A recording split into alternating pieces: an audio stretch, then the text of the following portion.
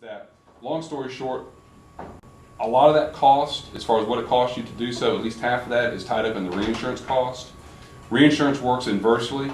If we have $500 million in property, we evaluate it, and it turns out to be really it's $700 million in property.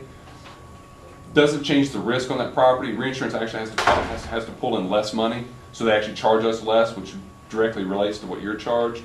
So a 9% increase on your total property values costs you less than $100 in difference in between what you paid last year and what you're going to pay this year. So this, are you going to be paying anything for that building over there for this thing you're showing? No, sir, you're not actually. What's going to happen is that building is already part of your, is actually already on your list, so you already have that. What's going to happen is that at time, my understanding, you're going to remove that in the spring in some way, shape, or form. That actually, if you were to keep that building, that actual 7% difference on that building there wouldn't come into play until next year. So even if that were the case, you're talking about 7% interest on $229,000. I mean, you're talking, I don't know, $12, $15. I mean, you're not talking about that much because you're only talking about a small increase for that particular building. You're talking about a very small amount. The rate's the same. The rate doesn't change. It's just that's the building value of what it would cost to put it back like kind of quality, which is where that comes into play. That leads directly into something that I think is important from a perspective of how the pool does the loss. I know that that the commission might be somewhat familiar with the Ritchie County loss, where they had an animal shelter. Very briefly, and I won't get into too terribly many numbers except for the numbers that are very important. We had that building listed for $40,000 because we were told that it was worth actually less than that, but when we made the proposal, we figured that based upon the building style and the use, it was worth a little more than what they had said it was listed for. We listed it for about $40 and went forth with that. This is Ritchie County's first year in the pool, and lo and behold, that building was a total loss overnight in January. And looking at the building value, to put that building back, it's not going to cost the pool $40,000. It's actually going to cost the pool about $150,000 to put that building back. Ritchie County is going to get the $150,000. They only had it listed for $40 grand. Understand that was not intentional. That was just, they actually had it listed for lower with their previous provider, and I'll get into how that works as well. We're actually going to give them $150 grand for that building they had listed for $40. The only thing we're going to ask for them to give us, in addition to the $1,000 deductible that they have, is they're going to have to pay us an extra. In this case, the difference in that's going to be roughly $110, $112. So we're going to ask for $1,125, roughly, give or take a couple of dollars, and we're going to give them an extra $90,000 for what they had that building, or in this case, $110,000. My other example's a little bit different, but roughly $110,000 more than what it's listed for an extra $125. That's something that the pool does because of the way the contract is written, is that we provide replacement cost on the structure that you own. Conversely, that particular member previously was with a commercial provider. That commercial provider had that building listed for $25,000. If they were to lose that building, then they did have replacement costs on that building as well with that commercial provider. So that commercial provider did provide replacement cost. What that commercial provider had on there was what's called a co-insurance provision. Co-insurance provision, they had a 90% co-insurance provision, which basically says that entity had to have that building covered for 90% of the value at the time of loss. Well, clearly $25,000 is nowhere near 90% of $150,000. They actually would have been penalized for not having that building listed for $150,000 or within 90% of that.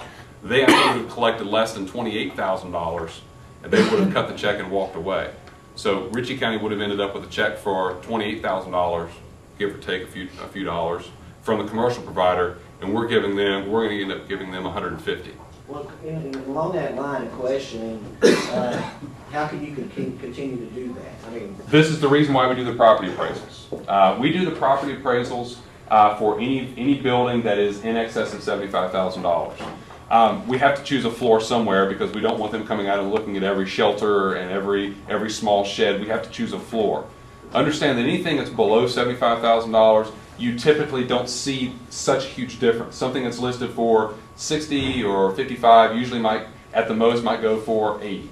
In that situation, you're not losing really anything. You're only losing a couple of dollars when it comes to maybe some kind of either an investment issue or anything like that. You're losing, $20 or $25 is all you're losing. So ultimately, that doesn't make any difference. It doesn't make a lot of impact in the pool.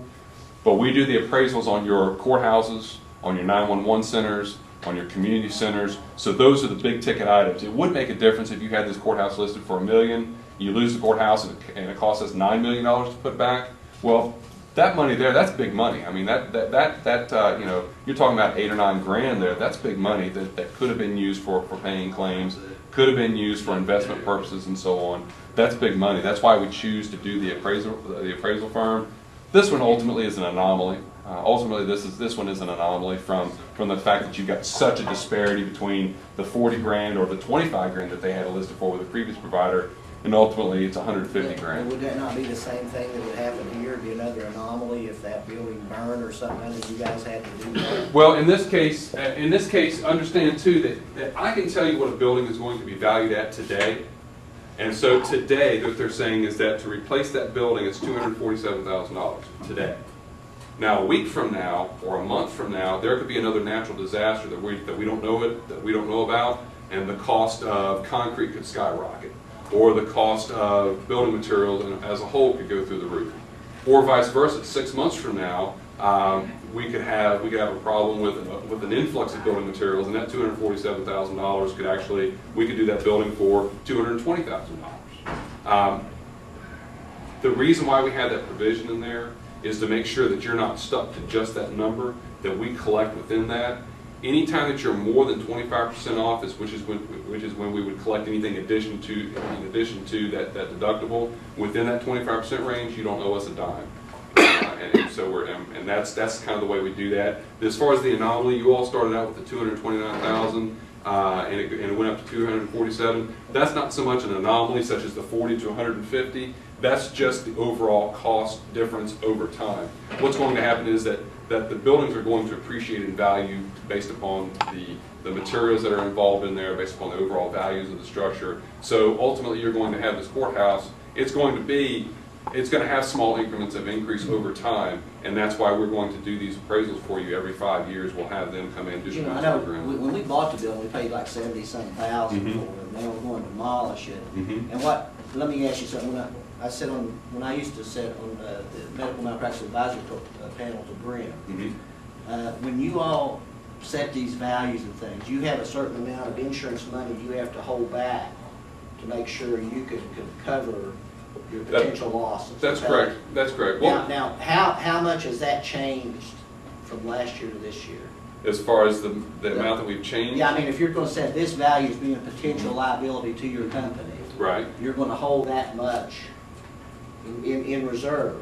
Well, what we do is we have an actuarial review every year, and based upon the actuary, what she has identified, and she's a fellow of the actuarial services, what she does is she gives us what her recommendation of the rates should be, as well as how much should be put back in hold of what's called IBNR, incurred but not reported, which are claims that have occurred that we're not sure, that we don't know about. She gives us those numbers, presents that to the board, and the board makes a decision over what those rates should be based upon her recommendation. And we do that every year, and that's actually where those rates come from. Is